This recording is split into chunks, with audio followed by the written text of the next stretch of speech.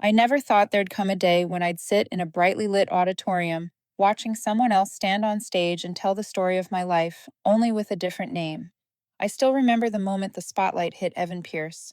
His face glowed on the giant LED screen at the Future Mind Expo. He wore a light gray suit, voice smooth and steady through the mic, rehearsed to perfection. He spoke about pioneering technology that could predict human behavior using artificial intelligence, and the crowd below nodded in awe as if witnessing a prophet reinvent the wheel. I sat in the fourth row, clutching a cold cup of coffee, listening to my heartbeat between bursts of applause. Then the screen behind him switched slides, and a series of code lines appeared. My vision blurred for a second, but I recognized it instantly. It was mine. Every line, every semicolon, every comment I had written on a foggy morning 6 years ago in a cramped apartment with a dying laptop. There was even one note I had added half jokingly: "May this loop never end, LT." The initials, LT, my name, were gone.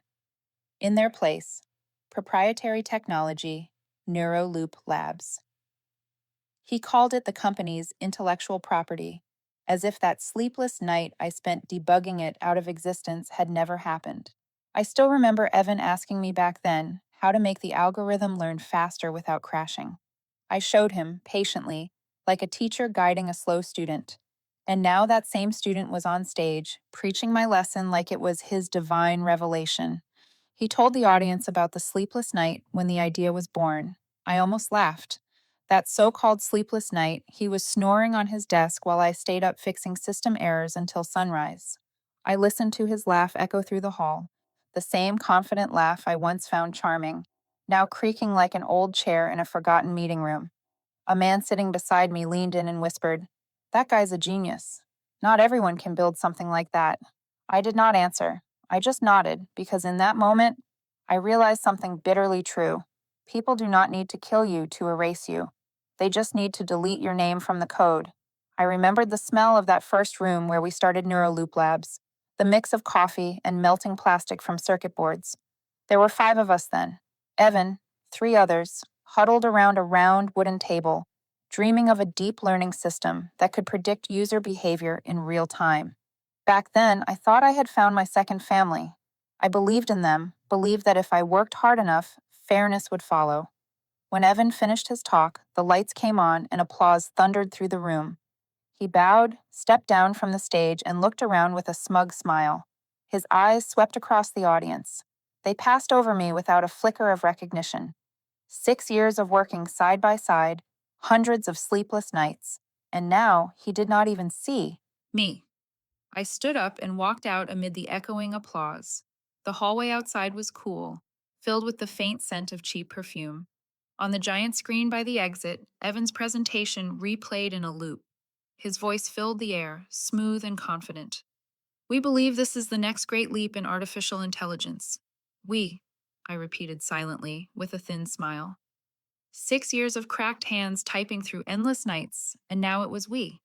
He said we as if someone else had stayed up with me through 3 winters, as if someone else had cried over a bug that would not fix, or laughed alone when the algorithm finally ran clean.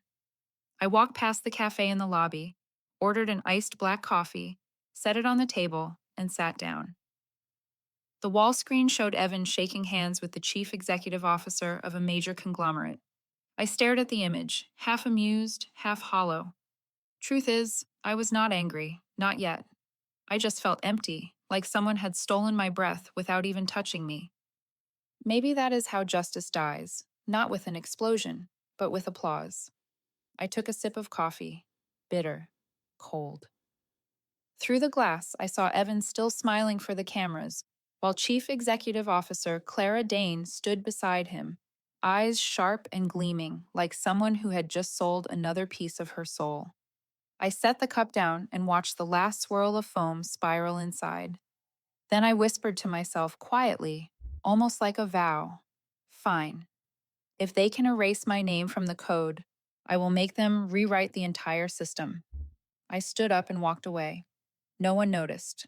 No one knew that the woman leaving the room in silence was the one who had written the very lines of code they were applauding. But I knew. And one day, they would too. Outside, rain tapped softly against the glass roof, sounding like slow keystrokes. I stood there watching the city lights shimmer on the wet pavement, thinking about the 6 years I had lost and the game that had just begun. Have you ever watched someone retell your own work and claim it as theirs? It does not roar, it hums quietly, like a line of code erased without warning. I do not know where you are listening from, but if you have ever been overlooked, you will understand me. Tell me where you are tuning in from. Leave a comment below. And if you like stories of calm, calculated revenge, justice served cold but precise, do not forget to subscribe, because this is only the beginning. I left the auditorium that day, but the applause kept echoing in my head for days after. There are sounds you cannot turn off, especially when they play over the moment you realize a lifetime of work has been draped over someone else like a new coat. I went back to my small apartment on South Congress, a place barely big enough for a desk, two monitors, and a stack of old coffee cups. On the wall, the first NeuroLoop poster still hung, slanted letters reading, "We build the future." Back then, I really believed it. 6 years earlier, I was 23, too green to know that we in the startup world rarely mean all of us. I remember my first interview with Evan and Clara. The office was just the second floor of a renovated warehouse, the walls still smelling of fresh paint. Evan sat on the desk, legs swinging, a cold coffee in his hand. He asked me about the deep learning algorithm I had tested at a hackathon. I talked straight through, forgetting I was speaking to someone who could hire me. He listened, nodded over and over, eyes lighting up as if he had found treasure. When I stopped, he said, "You are not just smart. You think like a machine." At the time, I felt proud. Now I see that was probably the worst compliment I ever received. They hired me at NeuroLoop the next week. There were 5 of us: me, Evan, a data scientist, a hardware engineer, and Clara, the founder. Clara was the kind of woman who could walk into a meeting and change the air. Her voice was soft but heavy, her gaze cold and sharp. She said if we succeed, I would be the lifeblood of the project. I believed every word. For the first 3 months, I worked like a mad person, 14 hours a day, no weekends. I wrote tens of thousands of lines of code for the behavior prediction system, an algorithm that could read simulated neural signals from user behavior data and optimize its responses automatically. The first time I ran a test and saw accuracy past 95%, I cried in front of the screen. Evan hugged me and said, "You just changed the industry." I believed him. NeuroLoop grew. We moved offices, found investors, and got press. At every press conference, I sat in the back, watching Evan say, "We achieved this. We created that breakthrough." Each time I told myself to stay calm, fairness will come to those who wait. I thought if I worked harder, they would notice. Then one day, I got an email inviting me to the Startup Innovator of the Year awards. NeuroLoop images were everywhere, but none showed me. The article called Evan the Mind Behind the Deep Learning Breakthrough. Clara was hailed as the visionary connecting technology and humanity. I was in a small line in the engineering team section. No name, no thanks. That night, I opened the old code at home. The lines still ran smoothly like breath. I cried not from sadness, but because I understood fairness would not arrive on its own. It had to be taken. From then on, I saw things more clearly. Evan was not the passionate colleague I had admired, but someone who used a smile to take other people's ideas. He started showing up late to meetings and rephrasing what I had just presented, changing a few words to make it sound visionary. Once I wrote a 17-page report, he edited 3 paragraphs and put his name on the top. Clara was different. She never directly stole credit. She let things unfold naturally. She called it a focused communication strategy, which meant only a few faces would be presented to the public. I was not one of them, and I slowly understood I would never be. Still, I kept working, like someone following a mirage. NeuroLoop grew so fast that I had no time to think about anything else. I worked until exhaustion, slept for 4 hours, and went back to the office. My world was code and performance reports. One day, Clara told me, "Lena, if we go public, you will be part of history." I smiled, not knowing that history would be rewritten without my name. In the later years, when NeuroLoop began to attract interest from big corporations, things changed. Meetings became private, and access to systems tightened. I stopped being invited to strategy meetings. One morning, I logged into the internal data repository and found my account had been downgraded. Evan said it was just security restructuring. I knew restructuring meant they did not want me to see something. I was right. A week later, while I was accidentally reading a technical report sent to investors, I saw my algorithm had been renamed. They called it EV Core, short for Evan Pierce algorithm. No more LTM framework, like it had been before. 3 letters were enough for me to understand that 6 years of my life had officially been erased. I sat in an empty conference room with the screen's blue light reflecting on my face. Maybe I should have yelled, thrown something, or made a scene. Instead, I felt an eerie calm. Anger is wasted energy. I had a far more effective weapon: knowledge. I closed the laptop and looked out at the rain falling over Austin. One thought kept running through my head. If they can use my code to build their empire, I can use that very code to take apart everything they think is untouchable. The next morning, I arrived at the office earlier than usual. The whole floor was still quiet, filled only with the hum of the air conditioner and the smell of freshly brewed coffee. I sat down, powered up my laptop, and watched the lines of code flicker across the screen as if they were alive. 6 years. 6 years of working like a machine, forgetting to eat, to sleep, even to celebrate my own birthday. And in the end, they erased me with nothing more than a new name. I do not know what made me walk into Evan's office that day. Maybe I wanted to see if I still had any value left. Maybe I still believed that, after everything, he would understand. His office was at the corner of the floor, with glass walls looking out over downtown Austin. He always said a clear view kept his mind sharp. I suppose that is why he never looked down to see the people working beneath him. He was on the phone when I knocked. One hand held a cup of coffee, the other motioned for me to wait. I stood there listening to him laugh, the kind of smooth laugh of someone who had just closed a deal. When he finally hung up, the smile stayed on his face. "Lena, long time no see. What brings you here? Something exciting?" The way he said exciting almost made me laugh. I sat down across from him and looked straight into his eyes. "I want to talk about my salary." He leaned back in his chair, hands clasped behind his head, a move I had seen too many times from people so sure of their own importance they forgot they were human. "About your salary? I thought we settled that already." "Settled for you, maybe," I said. "But I just reviewed the HR expense report. My pay is less than half of a new engineer's, someone who has never even touched the core code." Evan looked at me, his smile fading into that familiar expression. The look of someone about to give you a lesson they think you need. "Lena, I know you are talented. No one denies that. But you see, at my level, value is not just about code. It is about leadership, about vision, about bringing technology to the market." "I understand," I said calmly. "But that technology, I created it." He nodded slowly, like a teacher pitying a child who still does not understand the game.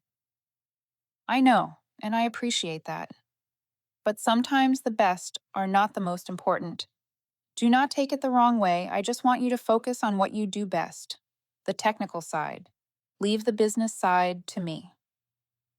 His tone was light as air, but I could hear the faint echo of condescension. I looked straight at him. "I am not asking for charity, Evan. I am asking to be paid what I am worth." He laughed. Not the kind of laugh that warms a room, but the kind that comes from someone who thinks they are above you. He leaned forward, tilting his head like he was watching a comedy. "Paid what you are worth? Lena, this company does not revolve around one person. You are thinking too highly of yourself."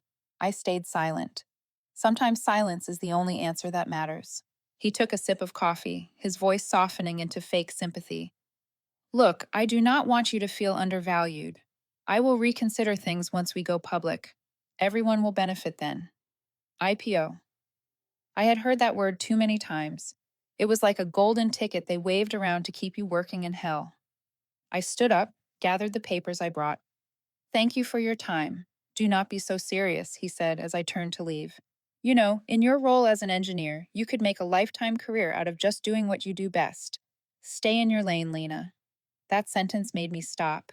I turned around and smiled, the kind of smile he mistook for humility, but was actually the end of something.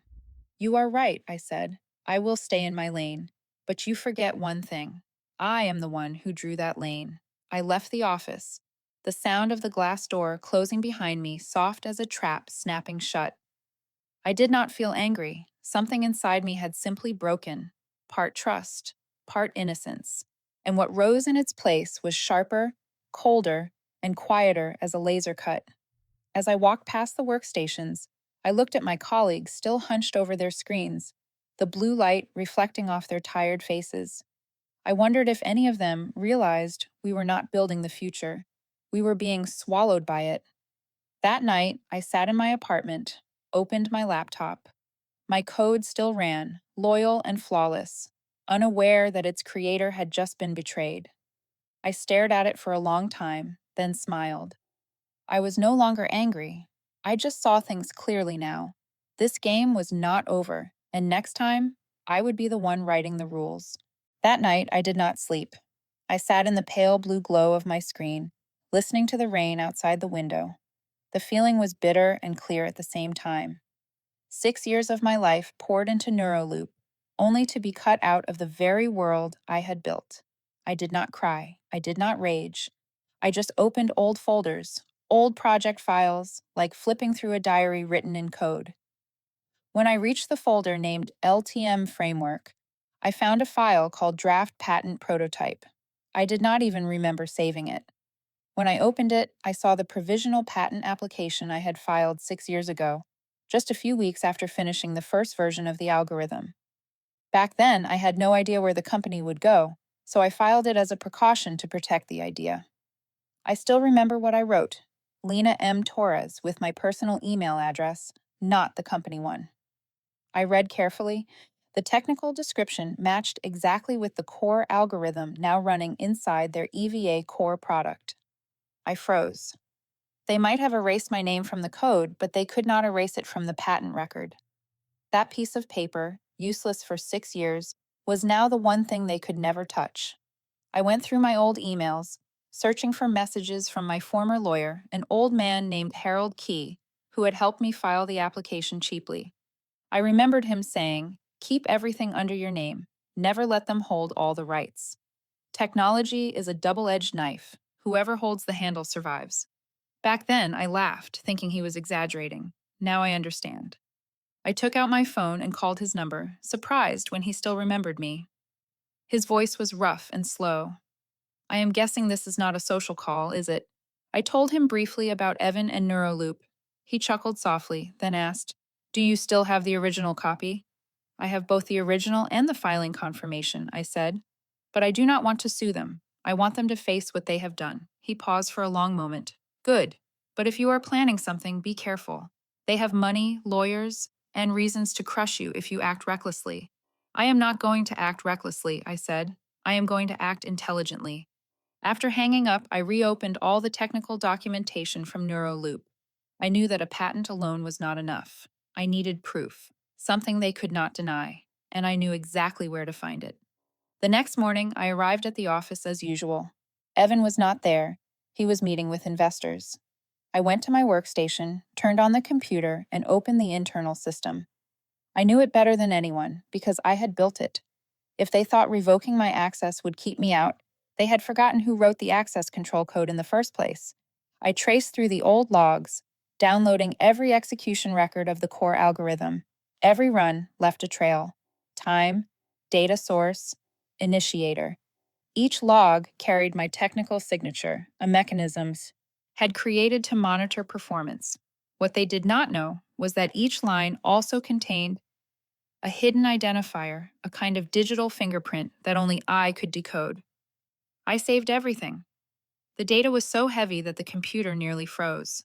When I looked at the number in the corner of the screen, 214,000 executions in 6 years, I knew exactly what I was holding. Proof that their entire product existed because of my code.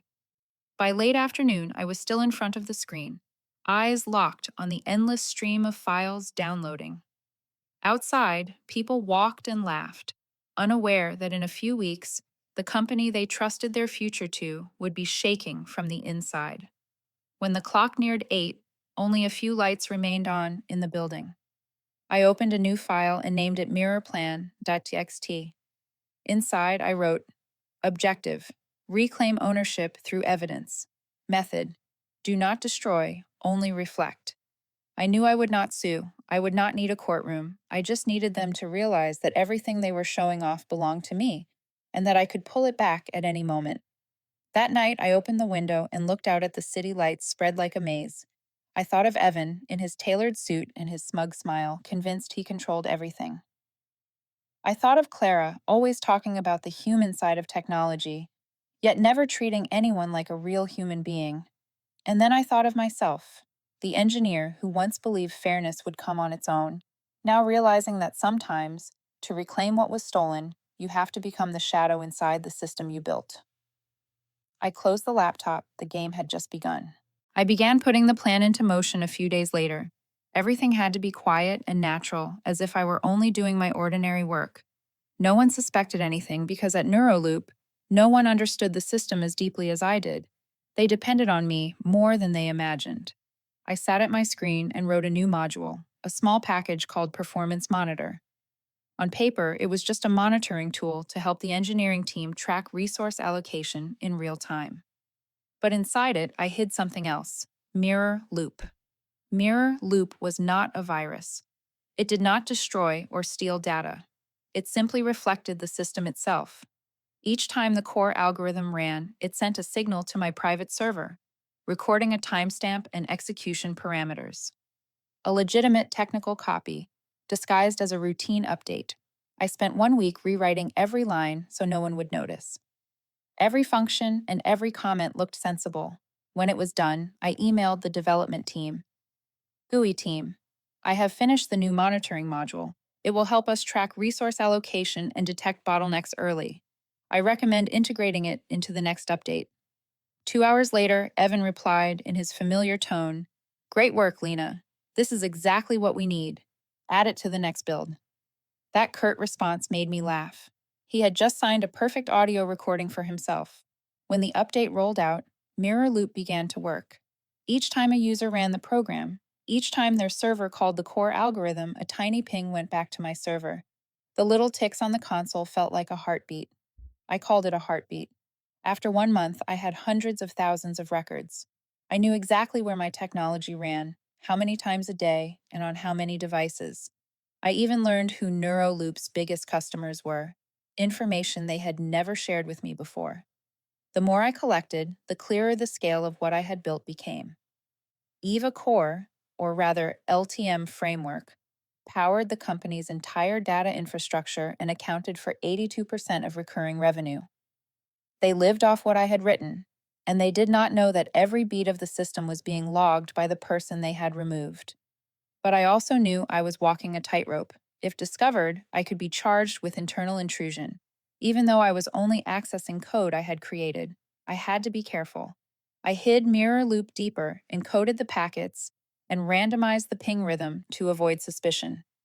One afternoon, while checking logs, I saw a small alert on the internal dashboard. Anomaly detected.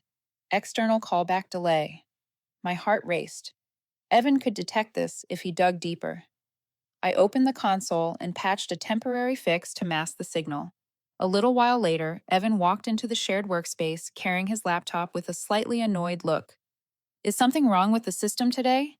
I saw the server was responding slowly. I looked up calmly. Nothing serious. Probably the new monitor is sending a few too many requests. He raised an eyebrow and laughed. I guess you coded something more complicated than necessary again. Maybe, I replied, but complexity is often what keeps things from collapsing. He laughed loudly, clapped my shoulder, and left. When the door closed, I sat still until my pulse settled. A minute later, stable connection appeared on the console. I exhaled, relieved. That night, I opened the downloaded data. Every line, parameter, and signal was evidence. I was about to have everything I needed to prove they had used my technology without permission. I saved it all to a separate hard drive and hid it in the kitchen cabinet under the sink, among old utensils. No one would look there. I put my hand on the drawer, felt metal click softly, and a cold shiver ran across my skin. When I looked up, my reflection in the window stared back. I no longer saw the young engineer who believed in fairness. I saw someone who knew the system, who knew how to break it with a single keystroke. I did not want to destroy. I wanted justice, but if no one gives you justice, you write it into the code yourself. And I had already started writing. The next morning, the air in the office felt heavy. News of the small delay Evan mentioned the day before had reached the executive floor. I knew they would not let it slide. In the startup world, even the smallest glitch can be turned into a storm. Evan showed up in a wrinkled shirt, eyes dark from a sleepless night. The confident smile he used to wear was gone, replaced by the stiffness of a man trying to hide worry. I saw him pass my desk, pause to glance at my screen, then move on like an explorer leaving a cave that made an unfamiliar sound. An emergency meeting was called. Clara entered like a cold gust of wind, carrying the scent of expensive perfume and the composure of someone who had seen every kind of disaster. She sat down, opened her laptop, eyes scanned through slides of revenue charts and IPO projections. "We cannot let this minor issue shake investor confidence," she said. Her voice was soft but sharp, like a blade slicing through paper. Evan reported, "We noticed some alerts about external callbacks. There are unusual requests from an unidentified endpoint." Clara frowned. "So someone is tampering with the system?" Evan cleared his throat, glancing around.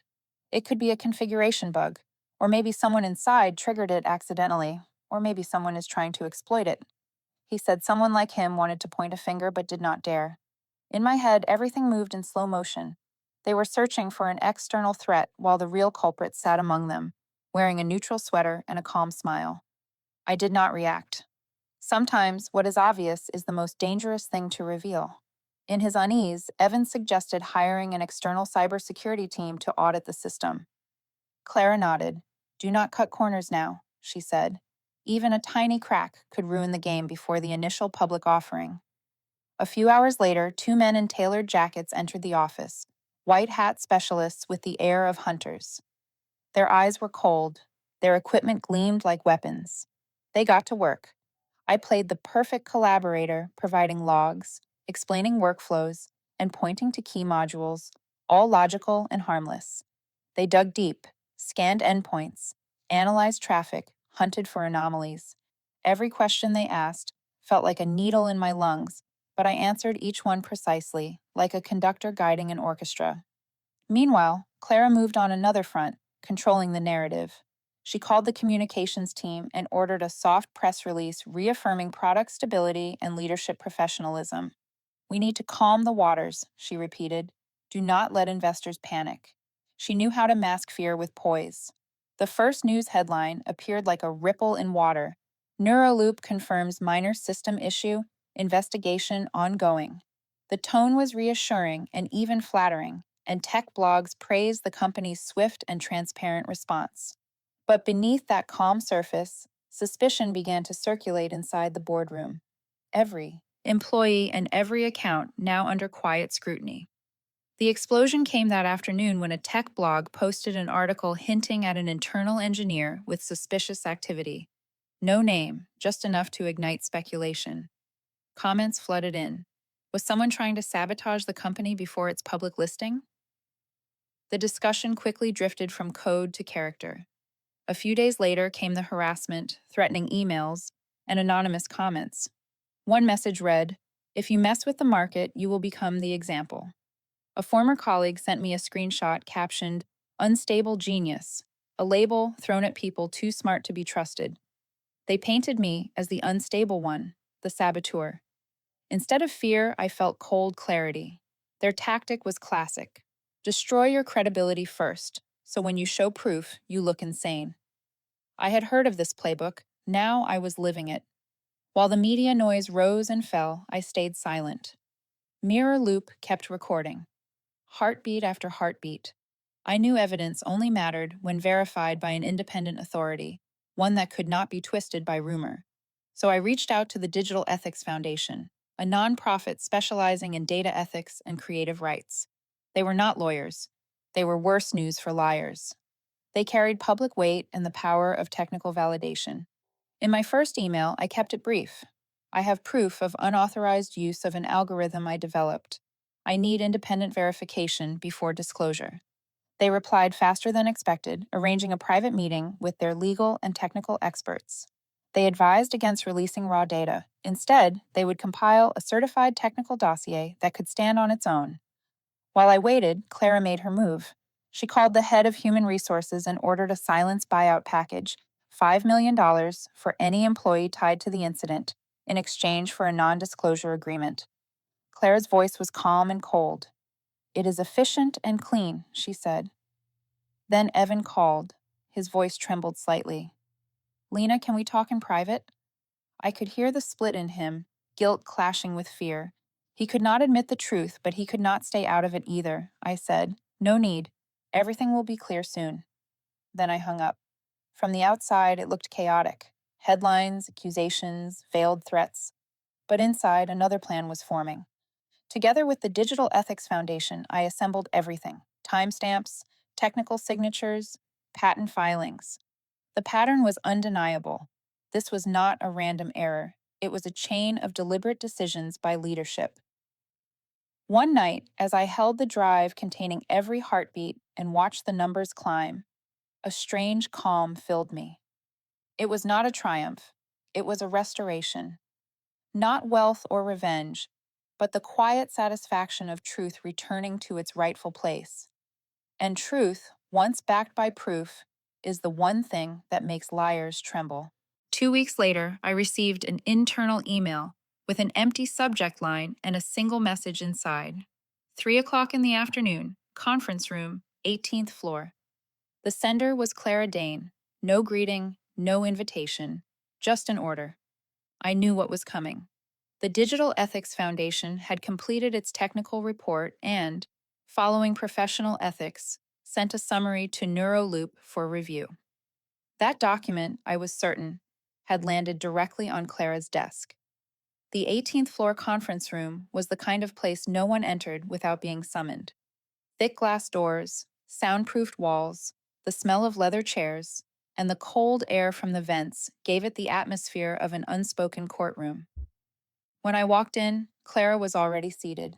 Evan was there too, staring at the table like a child caught stealing. "Sit down," Clara said. Her voice did not need to be loud. One low tone was enough to make your back straighten. I pulled out a chair across from them and stayed silent. The white light reflected off the polished table like a mirror. I could see 3 faces in it, one cold, one uneasy, and one terrifyingly calm. "Lena," Clara began, "I think we all know why you are here." "I think so," I replied. She clasped her hands together, studying me like a doctor assessing a difficult patient. "You are intelligent, very intelligent. But sometimes being too intelligent is a problem." "I do not think so," I said. "The problem starts when intelligent people use someone else's mind to make money." Evan shifted slightly, but Clara raised her hand to stop him. "You are playing with fire, Lena. I am not saying you are wrong. Maybe that piece of code truly is yours. But you know very well that everything belongs to the company once you sign your contract. You have no ground to stand above us." I met her eyes. "I have one thing, a patent filed before that contract ever existed, and now I have proof." She fell silent. I saw Evan's eyes widen as if he had just realized the storm he was in was bigger than he imagined. Clara stayed composed, but her ringed hand began tapping on the table. Tap, tap, tap. Each sound was a countdown. Then she said, "I do not like threats, but I believe in deals. $5 million, a lifetime non-disclosure agreement, and an honorary Chief Technology Officer title on the IPO record. You have 24 hours to decide. Otherwise," she lifted her gaze, "we will make this story unbelievable. And when that happens, no one will be able to save you." I looked at her for a long time. No anger, no fear, just the old exhaustion of someone who once believed fairness could be negotiated with people who never believed in it. "I do not want money," I said slowly. "I want the truth." She laughed softly, like crystal glasses touching. "Truth does not feed anyone, Lena. especially not in this world. I stood. You are wrong. Truth survives precisely because no one pays it. It does not need a salary. I turned to leave. Evan tried to speak, but Clara motioned for silence. When I reached the door, she called after me. You think you have won? This company will not collapse because of one engineer with hurt pride. I stopped and looked at her reflection in the glass. No, you are right. It will not collapse because of me. It will collapse because of how you built it, on things that were never yours. Then I walked out, leaving behind the frozen air and Clara's venomous stare. I did not go home. I went straight to the Digital Ethics Foundation, where their team had the final report ready. Nearly 100 pages proving the entire EVA core product was built on the LTM framework, complete with logs, timestamps, and verified records. I signed the authorization for them to release it publicly the next morning. On the way back, the city glowed against the river. The glass towers reflected off the surface of the Colorado like endless streams of data. I thought of Evan, probably trying to convince Clara that I was reckless, unstable. But deep down, he knew what I had done was not reckless. It was a final update, precise and deliberate. Only this time, the patch was not meant to fix the system, but to expose it. I reached home near midnight. I opened my laptop and logged into my private server. NeuroLoop was still running, but I shut it down. No more heartbeats were needed. The monster's heart had stopped. The next morning at 8, the Digital Ethics Foundation released the report. The news spread like lightning. Every major tech outlet carried the headline, NeuroLoop accused of intellectual property theft. At the same time, the Securities and Exchange Commission opened an investigation. I sat still, watching the headlines scroll across my screen. No joy, no vindication, just silence.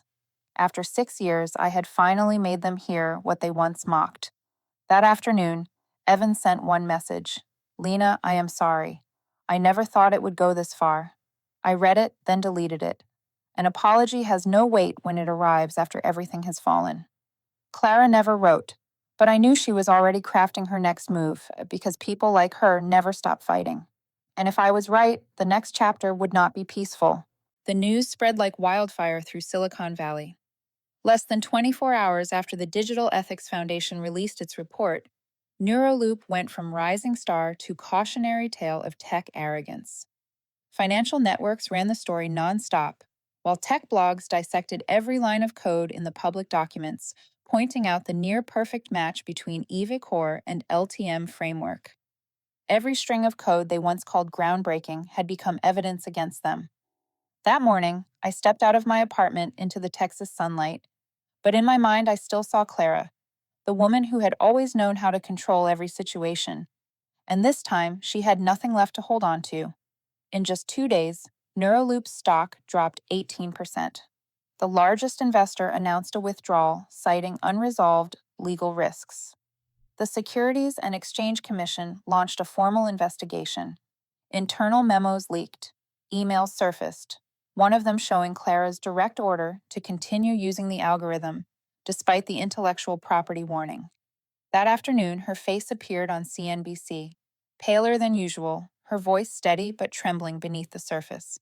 We will fully cooperate with the investigation and protect the company's reputation, she said. Reputation. The word echoed in my head, hollow and familiar. She once told me, a company only exists as long as its reputation does. And now she stood in the storm she created. Evan disappeared from social media. A friend from the engineering team messaged me that he had been indefinitely suspended. Rumor had it that the morning the news broke, he smashed his laptop screen and walked out without a word. I did not feel joy hearing it. A part of me, the part that remembered the early nights running code together, drinking silent coffee, felt a sting of pity. But truth does not pick sides. 3 days later, I received an anonymous email. Only a few lines. They are really falling. Clara has been stripped of authority. Evan is gone. They want to settle. If you still want, they are ready to negotiate. I read it, then closed it. Negotiate was the word they always used when power began to slip away. I did not need negotiation. The truth had spoken for me. That evening, I sat in a small cafe, watching people pass by, listening to the TV report on the biggest ethics scandal in technology this year. When the anchor read the name Lena Torres, it felt like hearing someone call me from another lifetime. There was no triumph, only a strange calm, as if I had just cleaned a dusty room, opened a window, and let the air in. Later that night, another email arrived, this time from Evan. Long, careful, almost remorseful. He wrote that he never meant to steal, that things got out of control, and that he always saw me as the true co-founder. At the end, one line: "If I could go back, I would have you stand beside me on that stage, not in the audience." I read it again and again. No anger, no forgiveness. Only regret for the man who once had the chance to understand me but chose the easier path instead. On the fifth day after the report, NeuroLoop's board released an official statement. Chief Executive Officer Clara Dane resigned for personal reasons. That was the polite way of saying they cut her throat. The media called it a systemic collapse, but I knew better. Systems do not collapse on their own. They collapse when people start believing they are above the rules. Evan, meanwhile, posted a single update on LinkedIn. Sometimes you only realize who really wrote the story once everything has burned. The post went viral. I said nothing. I did not need to. I spent the weekend cleaning my apartment. For years, I had lived like a guest in my own life. Dishes piled up, walls covered in sticky notes of code. I gathered everything, erased it all, and kept only one thing: the printed copy of my first patent filing, edges yellowed, the words, "Filed by Lena Torres," faint, but still there. By Monday, I got a call from a journalist at TechNode. They wanted to interview me for a piece titled "The Woman Behind the Biggest AI Ethics Scandal of the Year." I hesitated, then agreed, with one condition: no makeup, no staging, no retouching. The shoot took place in an empty room, a whiteboard behind me covered with simple formulas. When the photographer asked me to smile, I said, "No need. I do not want them to remember my smile. I want them to remember the truth." A week later, the article went live. The engineer they tried to erase. The cover showed me without makeup, without a smile, just a woman standing among equations, eyes steady, calm, without hatred. That day, NeuroLoop's stock fell another 12%. Investors demanded an indefinite suspension of the IPO. Several major clients migrated to other platforms. The people who once smiled at me in cafes now looked away on the street. Evan sent one last message: "I am leaving Austin. Maybe you were right. Some things are not meant to be built on sand." I did not reply, partly because there was no need, partly because silence was the clearest answer. That night, I sat by the window, watching the city's reflection in the glass. I thought of it all: the sleepless nights, the condescension, the smirks in meeting rooms, and the moment I finally stood up and said enough. I did not feel vengeance, not even victory, just a quiet peace, as if after 6 years I had finally cleared the ashes around me. But deep down, I knew the story was not over. Somewhere out there are people like me, people writing code in silence, still believing fairness will arrive on its own. All I did was open the first door for them, and beyond that door waits an entirely new chapter. After everything, I did not return to technology with noisy meetings or contracts that stretched for dozens of pages. I came back in silence, the kind only those who have walked through a storm know how to value. A month after NeuroLoop collapsed, I was still living in my small apartment on South Congress. Every morning, I made black coffee, opened in my laptop, and wrote. Not for money, not for recognition, but because I wanted to try one more time, the right way. I named the new project Human Loop, not for revenge, but to complete what was missing: humanity. If NeuroLoop once sought to turn people into data, Human Loop would do the opposite. It would turn data into something that serves people. I did not start a company, nor did not seek funding. I just created a public repository on GitHub and uploaded the first lines of code. The description was simple: artificial intelligence should learn to understand, not to possess. At first, there were only a few dozen followers, then a few hundred. then thousands. Within 72 hours, NeuroLoop became the most downloaded open source project of the week. Engineers from everywhere began sending pull requests, suggesting improvements, and sharing the philosophy of AI for people.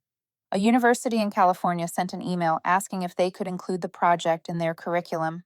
I agreed, with no conditions. Every night, when the city sank into stillness, I sat alone before the screen, typing line after line, feeling as if I had come home. I no longer felt tense or afraid of being stolen from. Everything was transparent now. Everyone could see. Everyone could contribute. The beauty of transparency is that no one can hide their shadow inside it. One morning, I received a message from someone named Brett, a former engineer at NeuroLoop, one of those fired in the first round of cuts. He wrote, "Lena, I just saw the Human Loop project. It's strange. This is exactly what we once talked about in that old meeting room. I'm sorry for not speaking up then. Thank you for not giving up."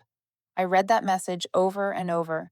For the first time in years, I smiled sincerely. Not the smile of victory, but the smile of someone who has touched a piece of humanity in the cold world of algorithms.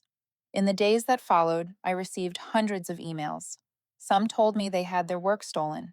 Some said my story gave them the courage to file patents under their own names, instead of hiding behind their companies. A young woman programmer from India wrote, "I cried when you said, 'The truth doesn't need a paycheck.'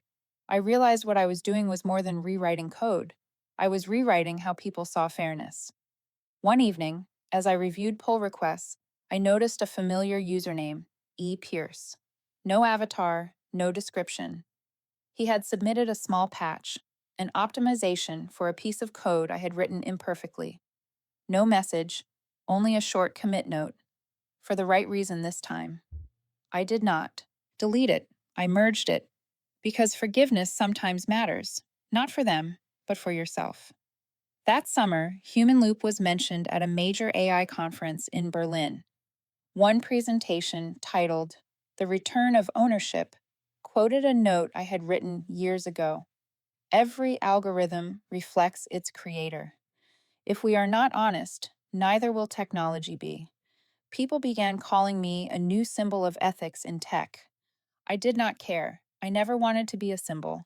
I only wanted to be someone who could write her code again without having her name erased. Now, every morning I still make coffee, open my computer, and read messages from the community. Life is calm, but deep inside, I know I have changed. I am no longer the young engineer who once believed fairness would come naturally.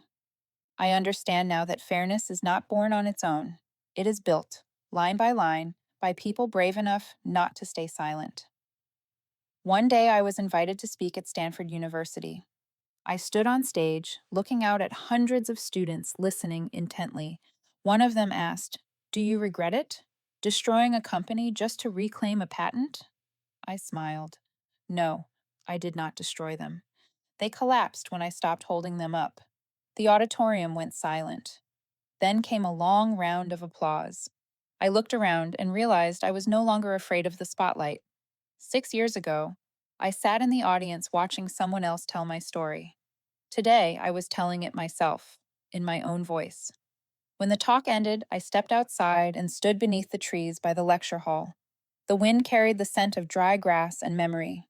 I looked up at the clear sky and thought about everything: the sleepless nights, the laughter when I asked for a raise, the way they all disappeared like erased lines of code. I took out my phone, opened a note, and typed the final line of my personal record. If the world once tried to teach me silence, then now I will teach it how to listen. I saved it, closed the phone, and walked into the crowd. No one recognized me, and that made me feel free. I do not need to be known. I only need to be remembered correctly. Which moment in this story moved you the most? Was it when the young engineer sat alone in the dark, mocked for asking for a raise, or when she stood up and rewrote justice in her own code?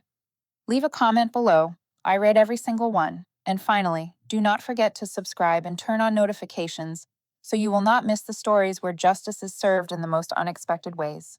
Thank you for listening.